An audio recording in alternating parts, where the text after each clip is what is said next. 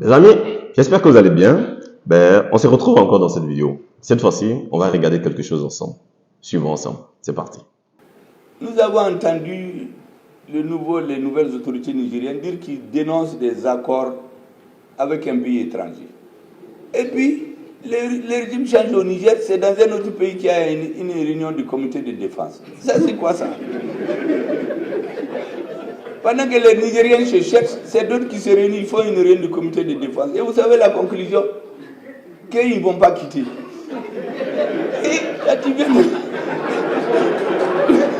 de ma maison, tu te dis de partir, tu dis que tu ne pars pas. Mais il faut me montrer tes papiers qui t'autorisent à rester. Parce qu'il y a quelque chose de très sérieux. Je veux que les Nigériens l'écoutent très bien. Les accords de défense qui sont entre les États, ce n'est pas entre les gouvernements. L'accord de défense a été signé par l'État français. L'État nigérien l'a dénoncé, ce n'est pas une question de gouvernement. Dire que c'est un gouvernement légitime qui a signé, ce n'est pas ça. C'est dans les relations internationales, les accords sont signés entre les États. Ce n'est pas entre les gouvernements. Donc ils cessent de nous intimider. Et les Nigériens n'ont qu'à leur retourner les leçons de sciences politiques. Parce que les gens font du n'importe quoi. Allah a lu moi, l'article 4 des textes qui statuent le monde interdit carrément l'embargo financier ou bien se mêler des finances d'un État.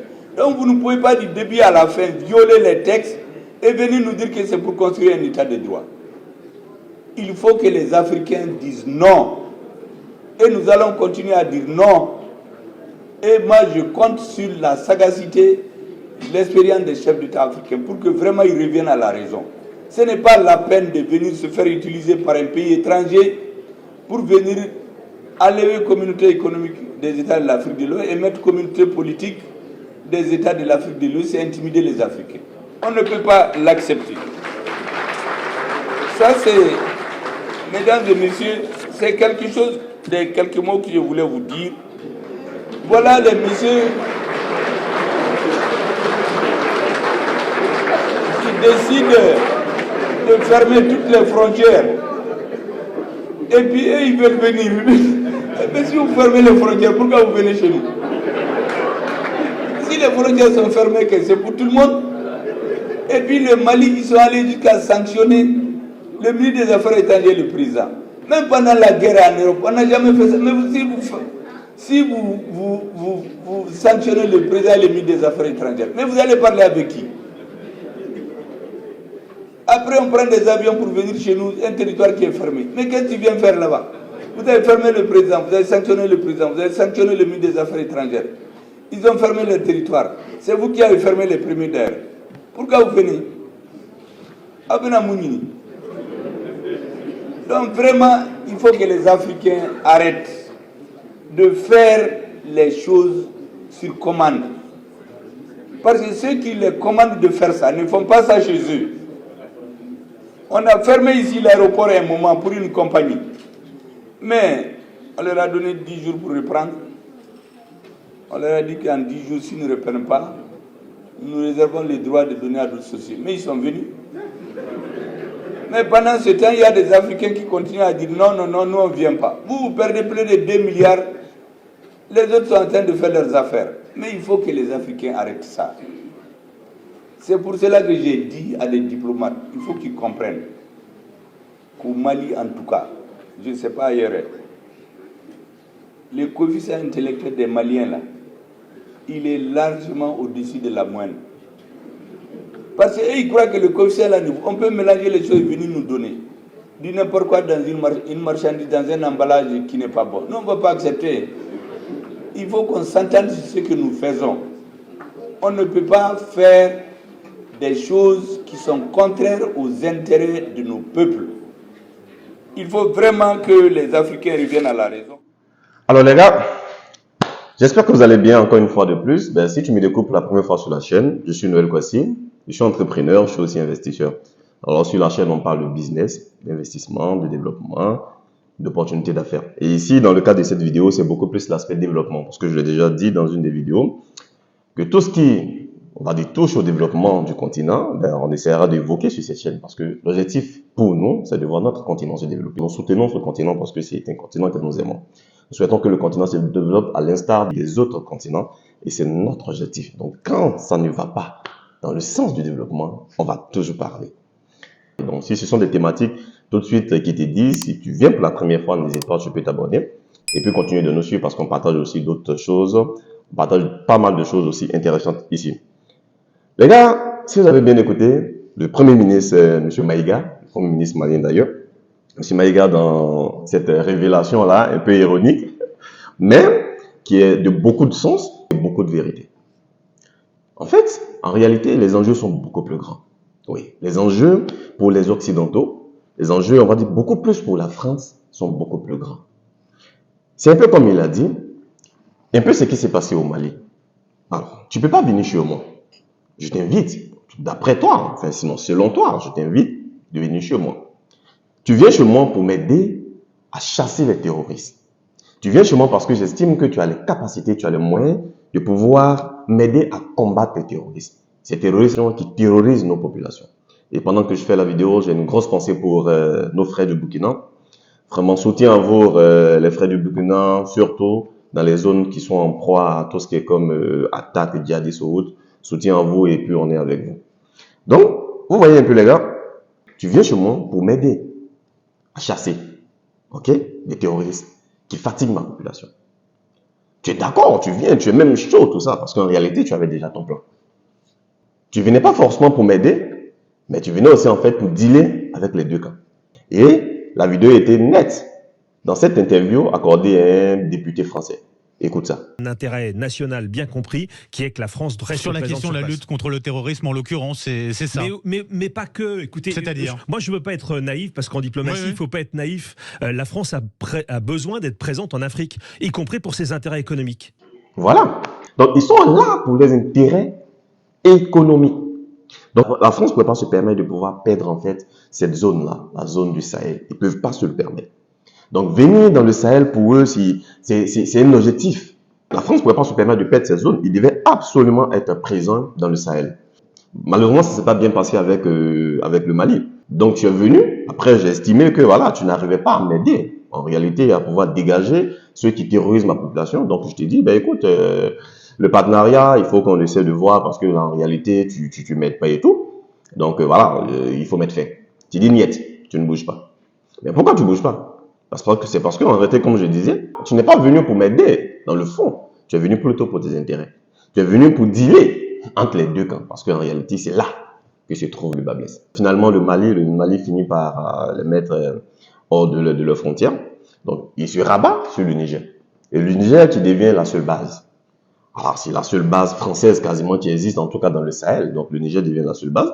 Et encore, malheureusement pour eux, le pays sur lequel ils comptaient, il y a un coup d'État, il y a un push. Et là, il semble que les militaires qui viennent là ne sont pas trop d'accord. Alors là, ça ne bouge pas. Alors là, ça ne bouge pas. S'ils ne sont pas d'accord, et on ne peut pas se permettre de perdre cette zone-là, s'ils ne sont pas d'accord, il faut partir par la force. Non. Il faut rétablir l'ordre constitutionnel. Donc là, avec la marionnette qui est la CEDEAO, ben, là, on va pas, c'est plus nouveau, on l'a dit plusieurs fois ici, ils décident d'attaquer le Niger parce que c'est ça. Ils sont d'accord. Si tu soutiens, c'est parce que derrière, tu veux attaquer. Ils vont décider d'essayer d'attaquer le Niger. Mais si vous attaquez le Niger, parce que dans les premières heures déjà du coup d'État, la population était d'accord. Sinon, la population a soutenu la junte. La population est plus ou moins d'accord pour un changement de pouvoir, parce que là, ils veulent plus Mohamed Bazoum, clairement, ça ne faut pas voir se le cacher. On a vu la mobilisation qu'il a eue. Ils veulent plus Mohamed Bazoum. Ça veut dire qu'il y a quelque chose qui ne va pas.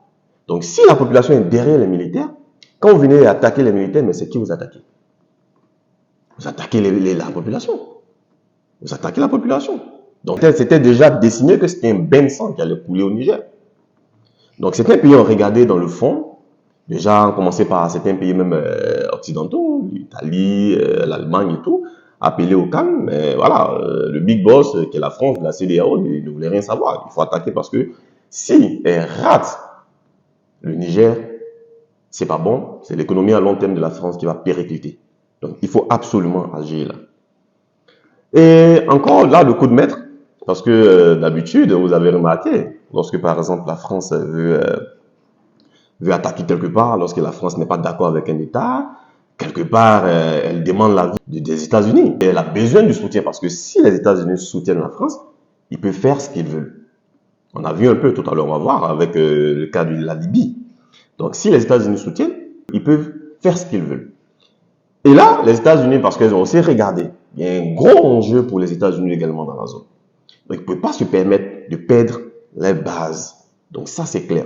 Donc les États-Unis décident de dépêcher un émissaire, le sous-secrétaire d'État américain, Anthony Blinken, le sous-secrétaire, son sous-secrétaire d'État, qui est une dame, Madame Allen. Elle décide de venir elle-même prendre pas mal d'informations, essayer de regarder réellement qu'est-ce qui se passe. Et après le repli, à la coup de tonnerre, les États-Unis décident de jouer la carte du dialogue. Donc les États-Unis lâchent leur poulet. Et là, le poulet se retrouve dos au mur. Et dans cette vidéo, selon moi, je vais vous partager deux raisons principales pour lesquelles je pense que les États-Unis ont décidé de ne pas soutenir la France. Dans une nouvelle, on vient d'apprendre que même l'UA, l'Union africaine, bon, comme des médecins après la mort, je ne sais pas pourquoi ces médecins interviennent, parce qu'ils avaient eu le temps de pouvoir dire réellement qu'on n'était pas d'accord avec ça, parce que l'Union africaine n'est pas que c'est pas la CEDEAO, c'est la grande partie, sinon même la totalité des pays africains. Donc l'Union africaine vient de dire qu'il n'est pas d'accord, voilà, pour une attaque au niveau du Niger. Donc pour moi, comme je disais, je pense qu'il y a deux raisons principales pour lesquelles, par exemple, les États-Unis décident de ne pas se mêler. Et la première raison, c'est Wagner. Oui, clairement, c'est Wagner. Parce qu'imaginez un instant. Regardez un peu la situation. Déjà, le Mali, qui est un proche de Wagner, décide de soutenir le Niger, les militaires. Le Burkina Faso également soutient les militaires. Donc si tout de suite il y a une confrontation, ben, les deux pays vont engager leurs forces. Mais derrière, si après ils s'en rendent compte que le rapport de force par rapport à la CEDEAO et puis leur allié est dominant, ben c'est clair qu'ils vont faire appel aussi à tout ce qui est comme allié derrière. Donc Wagner va entrer dans le conflit. Wagner va venir s'interposer également dans le conflit. On risque de voir encore un bis de ce qui est en train de se passer en Ukraine.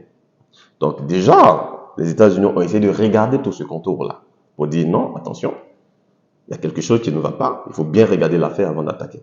Parce que non seulement nous accompagnons à attaquer, mais c'est clair que la Russie ne va pas se laisser faire. C'est clair que la Russie ne va pas laisser faire parce qu'elle déjà, elle n'est pas d'accord pour une intervention. Donc tout de suite, Wagner, qui est voilà, soutenu par la Russie, va s'ingérer dans le combat et ça risque d'être un peu plus grave que ce qu'on pensait. Et la seconde raison, c'est la base militaire. C'est la raison la plus forte, okay, qui a certainement fait caler un peu les États-Unis. La base militaire qui se trouve au Sahel, en fait, c'est une base qui comporte à peu près de 1000 et certainement plus de 1000 hommes, hein, avec les forces spéciales et tout dedans. Mais elle a son importance qui est capitale. La base militaire des États-Unis qui se trouve dans le Sahel, notamment au Niger, permet d'avoir une vue sur le Mali, sur l'Algérie, sur le Niger lui-même, et aussi sur le Tchad, okay? Et également le Nigeria. Vous voyez que ça leur permet de pouvoir contrôler plus ou moins, de pouvoir avoir vraiment une certaine situation claire sur la situation terrorisme dans cette zone-là. Donc, les États-Unis ne pouvaient pas se permettre d'entrer en conflit et perdre cette base. Ça va être un peu beaucoup plus grave.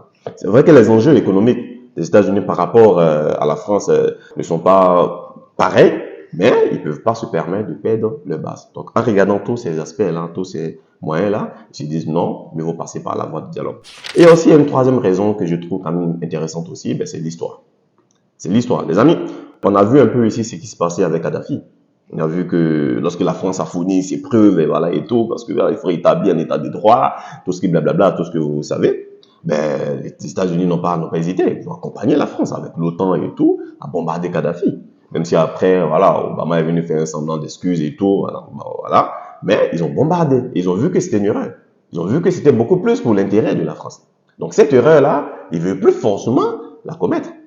Donc en regardant l'histoire, ils se disent que non, tout de suite, il ne faut pas aller trop vite en besogne. Il faut passer certainement par la voie diplomatique. Et puis, vraiment, on verra un peu qu'est-ce qui va se passer.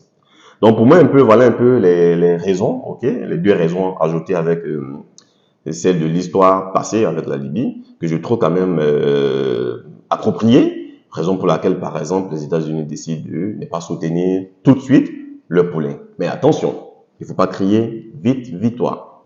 On connaît un peu les grandes puissances. On ne sait pas qu'est-ce qu'il peut manigancer dans nos dos. Disons pas, ah oui, c'est fini, voilà, la junte a gagné et tout, et tout, et tout. Non, attention. Il faut continuer de soutenir, parce que je l'ai déjà dit, tant que ça ne va pas dans le sens du développement de l'Afrique, il ne faut pas lâcher. Il faut soutenir pour que les gens là puissent nous respecter. Comme l'a dit également le Premier ministre malien dans une de ses interviews.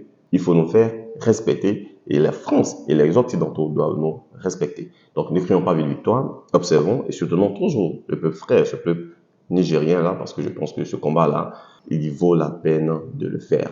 Donc les amis, voilà un peu ce que je voulais ajouter encore aujourd'hui sur cette situation.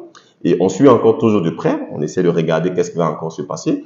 On espère que la voie du dialogue sera la voie prioritaire et que le Niger y trouvera sa paix également pour le continent parce qu'on a besoin de paix pour qu'on puisse réellement travailler et mettre ce continent-là au niveau qu'il doit être. Donc dites-moi en commentaire ce que vous pensez et on se retrouve à très bientôt dans une prochaine vidéo. Ciao les gars.